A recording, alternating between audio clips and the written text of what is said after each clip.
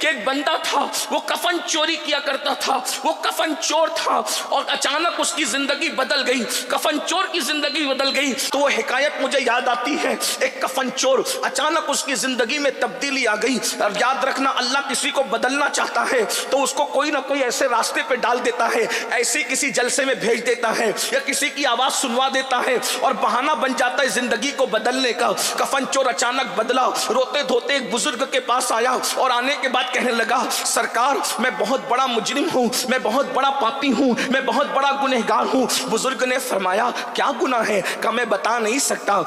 اس نے کہا میں بتا نہیں سکتا۔ بزرگ نے ہمت بندھائی اور کہنے لگے کیا تیرا گناہ زمینوں سے بڑا ہے؟ اس نے کہا ہاں۔ کیا تیرا گناہ آسمانوں سے بڑا ہے؟ اس نے کہا ہاں۔ کیا تیرا گناہ اللہ کی رحمت سے بڑا ہے؟ وہ رو پڑا اور رو کر کہتا ہے اللہ والے، اللہ کی رحمت سے تو میرا گناہ کبھی بڑا نہیں ہو سکتا، لیکن توبہ کرنا چاہتا ہوں۔ بزرگ نے کہا پھر توبہ کر، لیکن یہ تو بتا آخر تو توبہ کیوں کر رہا ہے؟ توبہ کرنے کی وجہ کیا ہے؟ وہ کفن چور کہتا ہے حضور میں نے آج 5 قبریں کھولی تھی اور 5 قبروں میں اللہ نے مجھے اپنی نشانی دکھائی، بس اسی نے میری زندگی کو بدل دیا۔ اب ان 5 قبروں کا حال سنیے اور گفتگو مکمل ہوتی ہے۔ وہ جوان کہتا ہے حضور میں نے جب پہلی قبر کھودی، جب میں پہلی قبر میں کھود رہا تھا تو میں نے جب پہلی قبر کھودی تو پہلی قبر کھودنے پر میں نے کیا منظر دیکھا کہ اللہ اکبر، وہ جو اندر مردہ ہے، اندر جو مردہ ہے اس کا حال یہ ہے کہ اللہ اکبر اس کا منہ قبلے سے پھرا ہوا ہے،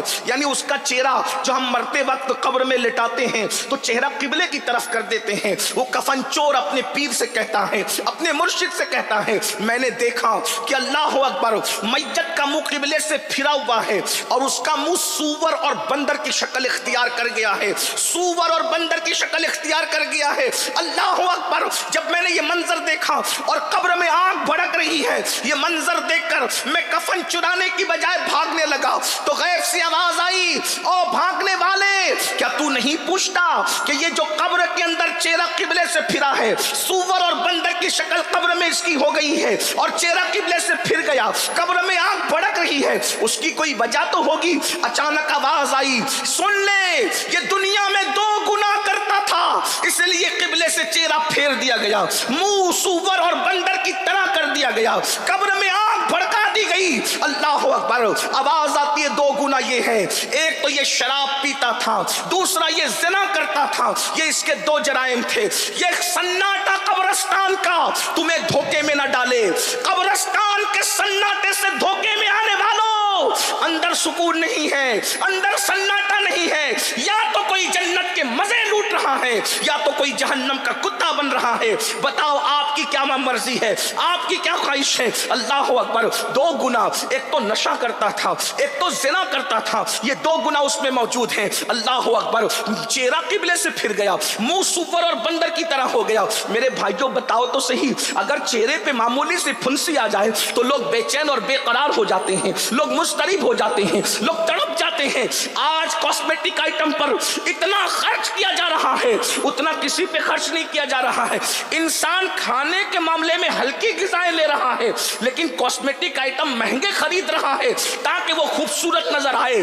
دنیا کی خوبصورتی کے مت والو کیا تم یہ بھول گئے اللہ کے رسول علیہ السلام نے فرمایا جس نے دنیا میں نشہ کیا ہوگا جب وہ اپنی قبر سے اٹھے گا یا تو سور کی شکل لے کر اٹھے گا یا تو بندر کی شکل لے کر اٹھے گا۔ میری قوم کے جوانوں تمہارے نبی کا فرمان ہے، میرے نبی کا فرمان ہے، ڈر نہیں لگتا؟ آج میری قوم کے ننھے بچے، چھوٹی چھوٹی عمر کے بچے، 16 17 سال کے بچے نشے کی طرف جا رہے ہیں۔ کوئی ایم ڈی کا نشہ، کوئی شراب کا نشہ، طرح طرح کے نشے نکل گئے، کوئی دواؤں سے نشہ کر رہا ہے۔ تو وہ کفن چور کہتا ہے اس کا منہ جو قبلے کی طرف پھرا تھا، منہ سور اور بندر کی شکل اختیار کر گیا تھا، اس کا جرم کیا تھا؟ نشہ، اور دوسرا جرم کیا تھا؟ زنا۔ زنا کے متعلق زیادہ تو نہیں کہہ سکتے لیکن اتنا حیا کے پردے میں ناجائز طور پر اپنی نفسانی خواہشات کی پورے کرنے کو زنا کہتے ہیں۔ اور یہ زنا کیا ہے اتنا سن لو، حضور غریب نواز سرکار غریب نواز اپنے ملفوظات میں فرماتے ہیں، غریب نواز کہتے ہیں جب کوئی زنا کرتا ہے اور زنا کرنے کے بعد غسل کرتا ہے تو غسل کے جتنے قطرے اس کے بدن سے ٹپکتے ہیں ہر قطرے کے بدلے میں ایک ایک سال کا گناہ اس کے نامہ اعمال میں لکھا جاتا ہے. ہر قطرے کے بدلے میں ایک سال کا گناہ. کتنے قطرے ٹپکتے ہیں غسل کی بات ذرا تصور میں تو لاؤ. اور جتنے قطرے ٹپکتے ہیں اتنے ہی شیاطین پیدا کیے جاتے ہیں, اور وہ سارے شیاطین قیامت تک جتنے پاپ اور جرائم کریں گے ان سب کا گناہ اس کے سر پہ ڈالا جائے گا جس کے زنا کی وجہ سے وہ شیاطین پیدا ہوئے. اور ایک بات مجھے اور یہاں یاد آئی, ہمارے بزرگوں نے فرمایا جو زنا کرتے ہیں اللہ ان کو لمحے کے بدلے میں صدیوں کی سزا دیتا ہے. وہ اس طرح سے کہ زنا کاروں کے گھر میں اللہ عیبی اولاد پیدا کرتا ہے, لنگڑی لولی اندھی اولاد پیدا کرتا ہے تاکہ یہ اپنی نسلوں کو دیکھ دیکھ کر بار بار دکھی ہوں. حالانکہ ہر ایک کے گھر میں ایسا نہیں, لیکن 99% لوگوں کے گھر میں ایسا ہی ہوتا ہے زنا کی وجہ سے. اب اس کا یہ مطلب نہیں کہ کسی کے گھر میں عیبی اولاد دیکھو تو اس پہ شک کرنے لگو کہ یہ بدکار لوگ ہیں, ایسا نہیں ہے. 1% لوگوں کے گھر میں اللہ عیبی اولاد اس لیے دیتا ہے تاکہ اللہ ان کے درجات بلند کرے, ان کو مقبولیت عطا کرے. تو یاد رکھنا, ذرا غور کیجئے, آج گندی فلموں کی وجہ سے, زنا کی فلموں کی وجہ سے, گندی پکچروں کی وجہ سے آج ہمارے لڑکے اور لڑکیاں زنا کو فیشن سمجھ رہے ہیں. لیکن میں ان کے سامنے یہ بات رکھ دوں, قبر میں جانا ہے, کب تک زمین پہ دندناتے پھرو گے, کب تک زمین پر پاپ کرو گے, کب تک اللہ کے غضب کو دعوت دو گے, کب تک اس کے غضب کو چیلنج کرتے رہو گے. یاد رکھنا, حدیث پاک میں آتا ہے اللہ کے سچے رسول صادق و مصدوق مصطفیٰ کریم رؤوف الرحیم صلی اللہ علیہ وآلہ وسلم فرماتے ہیں زنا کرنے والوں کو قیامت کے دن جہنم کی آگ کی قمیص پہنائی جائے. جہنم کی آگ کی قمیص. اگر ہم پر گیزر کا کیا ہوا گرم پانی بھی ڈال دے تو ہم برداشت نہیں کر سکتے. اور یہ رسول اللہ کا فرمان, یہ مولوی صاحب نہیں کہہ رہے, سیاسی لیڈر نہیں کہہ رہے, کوئی مقرر کا کی بات نہیں ہے کہ تم ہنس کے ٹال دو. زنا کرنے والوں کے کان تک یہ آواز پہنچے. حضور علیہ السلام نے فرمایا ان کو قیامت کے دن جہنم کی آگ کی بنی ہوئی قمیص پہنائی جائے گی. اور اتنا ہی نہیں, حدیث پاک میں تو یہاں تک آیا جس عضو سے انہوں نے زنا کیا ہوگا اس پر جہنم کے ہتھوڑے برسائے جائیں گے. اسی پہ بس نہیں, سید المعصومین کان حیا جان حیا وجہ تخلیق حیا مصطفیٰ جان رحمت نے یہاں تک فرمایا زنا کرنے والوں کی شرمگاہوں پر جہنم کی آگ دہکائی جائے گی. کیا بنے گا ان لوگوں کا؟ آج فلمیں دیکھ کر جہاں لڑکے برائی کی طرف آمادہ ہے وہیں پر لڑکیاں بھی برائی کی طرف. اس کو زنا کو آج فیشن کا نام دیا جا رہا ہے, زنا کو آج دوستی کا نام دیا جا رہا ہے. اور سن لو, زنا کرنے سے 3 مصیبتیں پہلے آتی ہے. نمبر 1 رزق گھٹا دیا جاتا ہے, نمبر 2 عمر گھٹا دی جاتی ہے, اور نمبر 3 چہرے پر لعنت برستی ہے. لعنت, جاؤ کتنے ہی قیمتی کریم اپنے چہروں پہ لگا لو, وہ لعنت کا خاتمہ کبھی کریم نہیں کر سکتا. اور اگر اللہ سے ڈر کے کوئی زنا چھوڑ دے, جب دل چمکے گا تو چہرے بھی چمکیں گے, اور اللہ کے خوف سے جو چہرے چمکتے ہیں وہ زمین کے اوپر بھی چمکتے ہیں, وہ جنازے کے اندر بھی چمکتے ہیں, وہ قبر کے اندر بھی چمکتے ہیں, اور میدان محشر میں خدا سے ڈر کر جنہوں نے گناہ چھوڑا ہے ان کے چہرے 14ویں رات کے چاند کی طرح چمکتے نظر آئیں گے. میری قوم کے جوانوں, میری قوم کے جوانوں, چاہے بچیاں ہو یا بچوں, میں آپ سے گزارش کرتا ہوں, جوانی بہت خوبصورت نعمت کا نام ہے جو تقریباً 16 سال سے شروع ہوتی ہے اور 50 سال تک کے چلتی رہتی ہے. جوانی آنے جانے کے لیے آتی ہے, ایک دن یہ جوانی کے خوبصورت لمحات چلے جائیں گے. میں قوم کی بیٹیوں سے بھی مخاطب ہوں. میری قوم کی بیٹیوں, آج تم بیوٹی پارلر تک جا رہی ہو, گلے میں دوپٹے کو مفلر کی شکل میں دوپٹوں کو, اللہ اکبر, تم نے اپنا سر چھپانے کی بجائے فیشن کی طرح گلے میں لٹکانے کی کوشش کی ہے. اللہ اکبر, ہاتھوں میں چوڑیاں پہننے کے لیے کسی اجنبی مرد کے ہاتھ میں ہاتھ دیتی ہو, مہندی لگانے کے لیے. اللہ اکبر, فاسق اور کافر جو ٹائٹ جینس پہن کر کے بیٹھا ہے اس کے زانوں پر, اس کی رانوں پر تک ہاتھ رکھ کر کے مہندیاں لگاتی ہو. یہ آج فیشن بن چکا ہے. مہندی کی کلبیں شروع ہو گئی ہے, مردوں سے مہندیاں لگائی جاتی ہے. میں ان مسلمانوں سے مخاطب ہو کے کہتا ہوں میرے بھائیوں, غیرت کہاں چلی चली गई मुसलमानों की, अपनी बेटियां काफिरों के जब वो रानों पर हाथ रखकर मेहंदियां लगाएगी। ये हाथ कितना कीमती औरत का, हुजूर ने कितना, ये हाथ औरत अपने पीर के हाथ में भी नहीं दे सकती, अपने इमाम के हाथ में भी नहीं दे सकती, चच्चा जात भाई के हाथ में भी नहीं दे सकती, फुप्पी जात भाई के हाथ में भी नहीं दे सकती, खाला जात भाई के हाथ में भी नहीं दे सकती। उलमा की तवज्जो चाहता हूं, इनकी मालूमात में इजाफा नहीं करूंगा, लेकिन उनकी दुआ लूंगा कि अगर गलती कर रहा हूं तो मेरी इस्लाह करेंगे। बहुत नाजुक जुमला कह रहा हूं।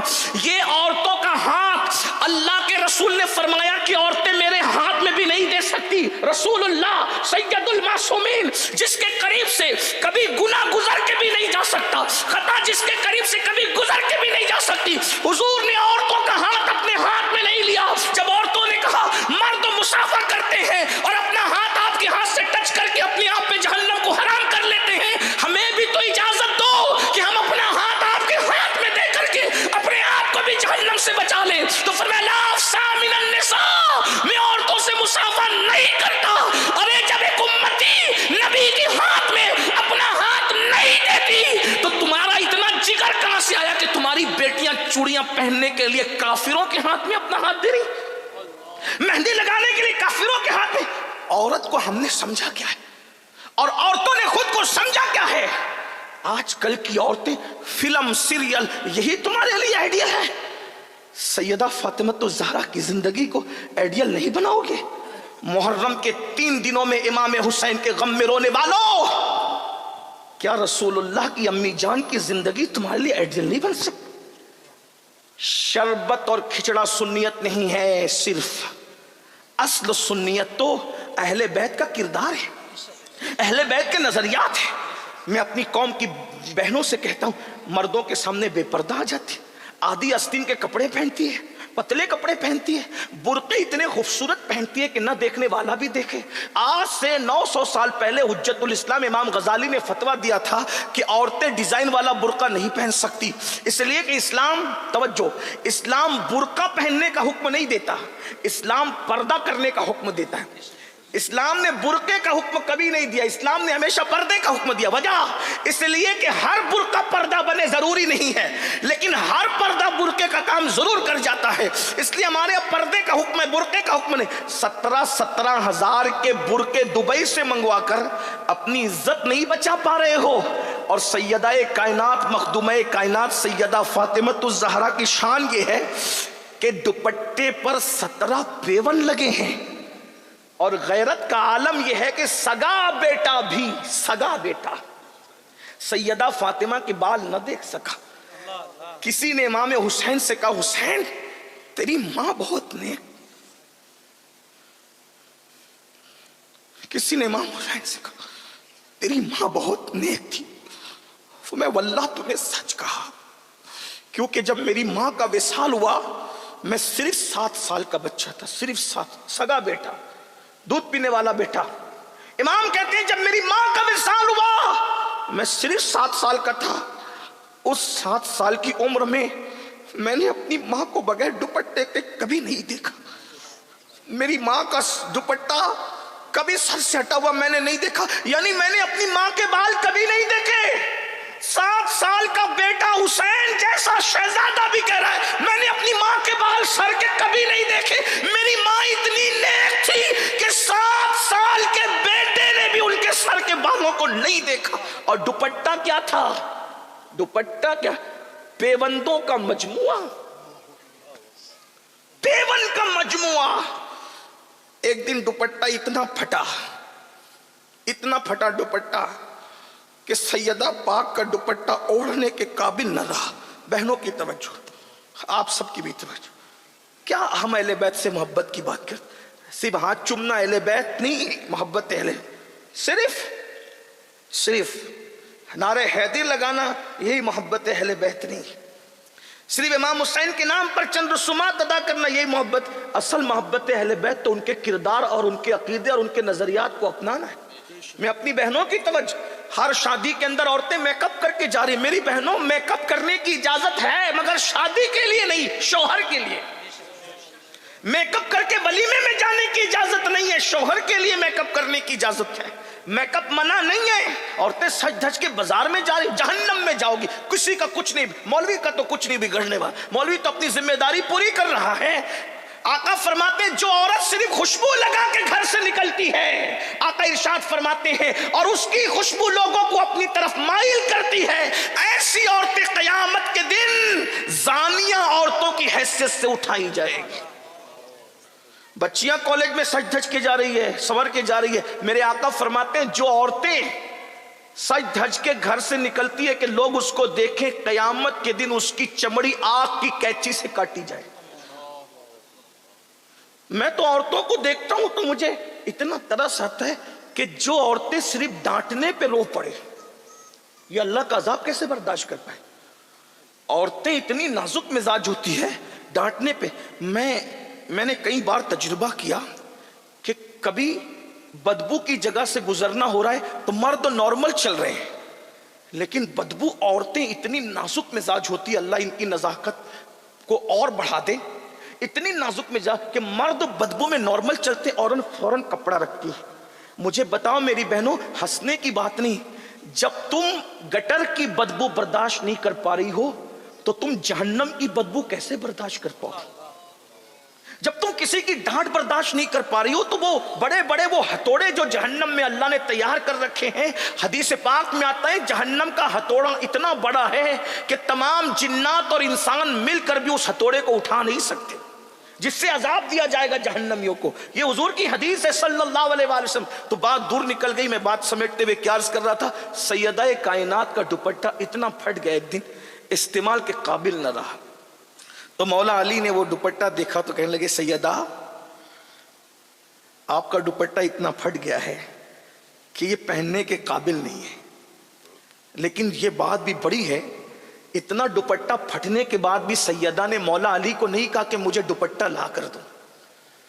مولا کائنات کہتے ہیں فاطمہ جیسی عورت قیامت تک پیدا نہیں ہو سکتی، کیونکہ اس نے پوری زندگی مجھ سے کوئی فرمائش ہی نہیں کی، پوری زندگی مجھ سے کوئی کچھ نہیں مانگا۔ مولا علی کہتے ہیں پوری زندگی مجھ سے کچھ نہیں مانگ، کبھی فرمائش نہیں کی، اس لیے کہ فاطمہ مانگنے والی کا نام ہے ہی نہیں، فاطمہ تو دینے والی کا نام ہے۔ اس لیے کہ ہمارے مسلک میں یہ ہے،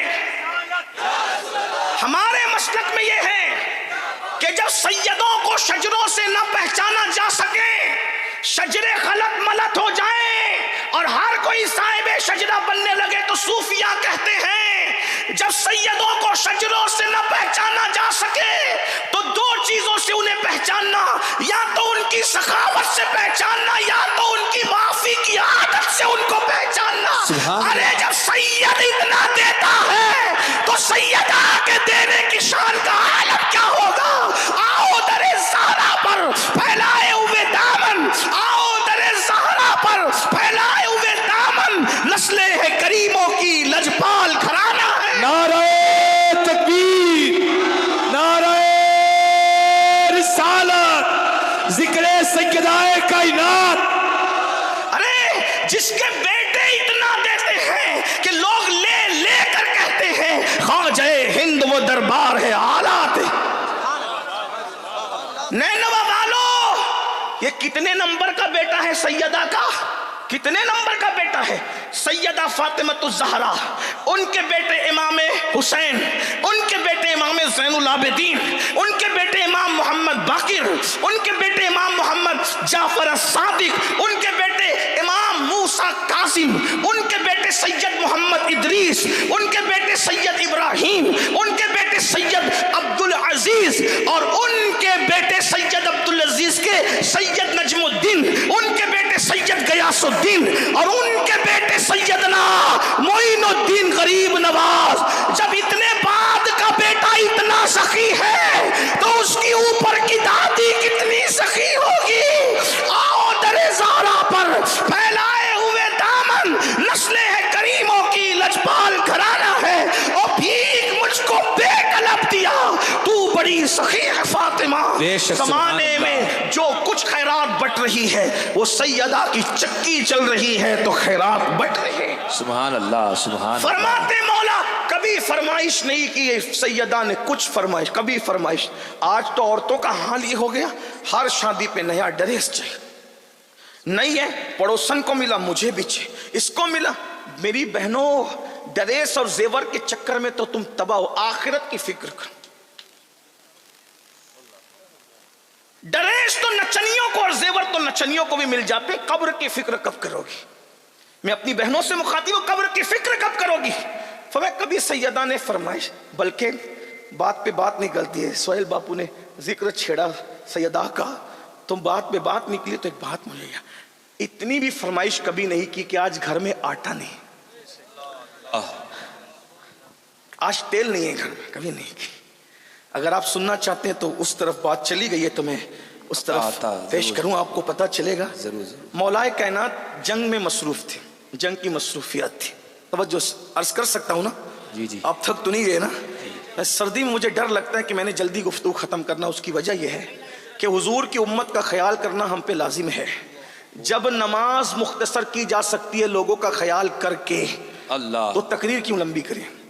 موسم اچھا ہوتا ہے تو پھر ہم بھی کھلتے ہیں، لیکن ٹھنڈی کا موسم ہے، بوڑھے بچے سبھی ہیں. بہرحال چلیں بات اب میں اینڈ کی طرف لے جاتے ہوئے کروں.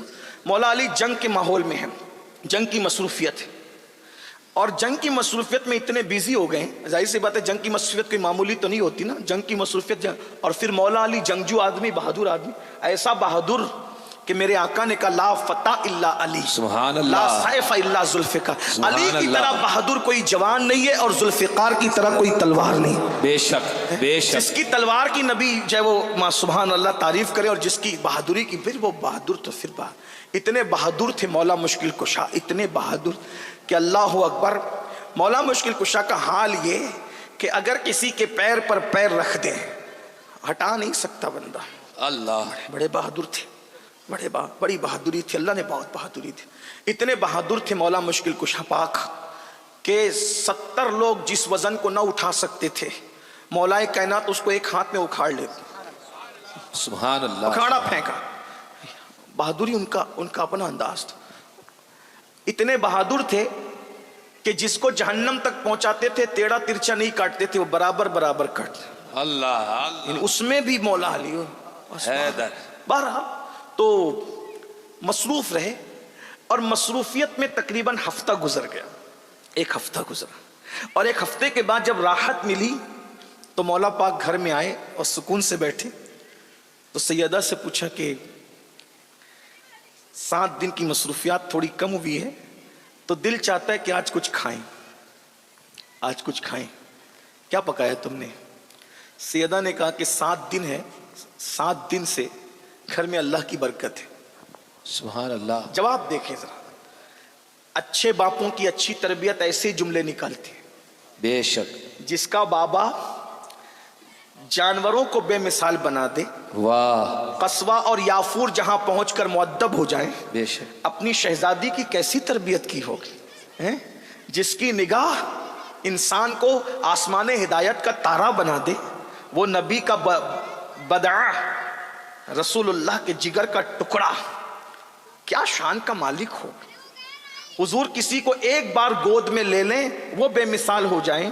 حضور جس کو روز رات و دن ہاتھوں میں لے کر کے اپنے سینے سے لگائیں، اپنی زبان چسائیں، خود ان کو بوسے بھی دیں، ان کو چومیں بھی اور سونگھے بھی، اس سیدہ کی شان کو کون بیان کرے، کتنا بیان کرے.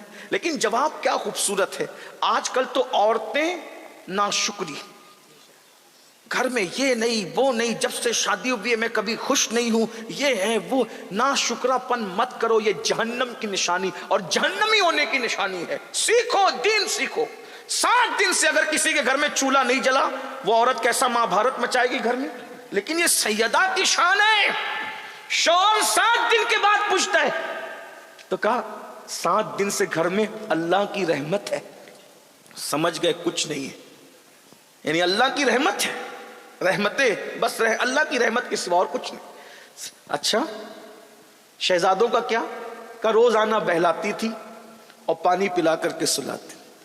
کربلا میں بھوک اسی لیے ڈگمگا نہ سکی کہ وہ پہلا اتفاق نہیں تھا بھوکے اور پیاسے رہنے کا، بچپنے سے تربیت ہو رہی تھی. بے شک بے آپ شک کیا سمجھتے ہیں رمضان شریف میں پہلا دوسرا روزہ لوگوں کو بھاری اس لیے پڑتا ہے کہ عادت نہیں ہوتی نا. جس کو عادت ہو اس کو بھوک اور پیاس کوئی اہمیت نہیں رکھتی. ہاں اور پھر یہ بھی یاد رکھیں, لوگ کہتے ہیں علی اکبر کا جنازہ اور علی اصغر کا جنازہ اٹھاتے ہوئے کیوں نہیں لرزے. میں نے کہا جو اپنے باپ علی کی شہادت دیکھ چکا تھا وہ اپنے بیٹے کی شہادت پر کیسے ہل جاتا. اس لیے کہ جس کو باپ کی شہادت نہ ہلا سکی اسے بیٹے کی شہادت کیسے ہلا سکتی. بے شک یہ مزاج دیا گیا, مزاج دیا گیا. بہرحال تو بچوں کو بہلاتی رہی, سلاتی رہی, پانی پلا پلا کر 7 دن ہو گئے. اچھا اب تو رات بھی بہت ہو گئی ہے سیدہ, سن لیں یہ گھر ہے ان کا. اب تو رات بھی بہت ہو گئی ہے سیدہ, اب تو ایک کام کرتا ہوں, میں باہر جاتا ہوں, دعا کرو کچھ کام مل جائے تاکہ میں کم سے کم 2 درہم کما سکوں. مولا علی مانگنے نہیں جا رہے, قرضہ مانگ لو, اس سے لے لو, اس سے نہیں نہیں نہیں نہیں. وہاں بھی ہے کہ چلو میں ذرا دیکھتا ہوں کچھ کام دھام کر لیتا ہوں. باہر نکلے تو دیکھا کہ مدینہ منورہ میں کوئی قافلہ آیا ہوا ہے اور وہ اپنا مال اتار رہے ہیں. مولا علی پہنچے اور پہنچ کے کہنے لگے کہ میں تمہارا سامان اتار دوں, کتنا دو گے اس کے بدلے میں. کہا کہ اگر اے جوان, وہ پہچان نہیں سکے, اے جوان اگر تو نے ہمارا سامان اتار دیا ہم تجھے 2 درہم دیں گے.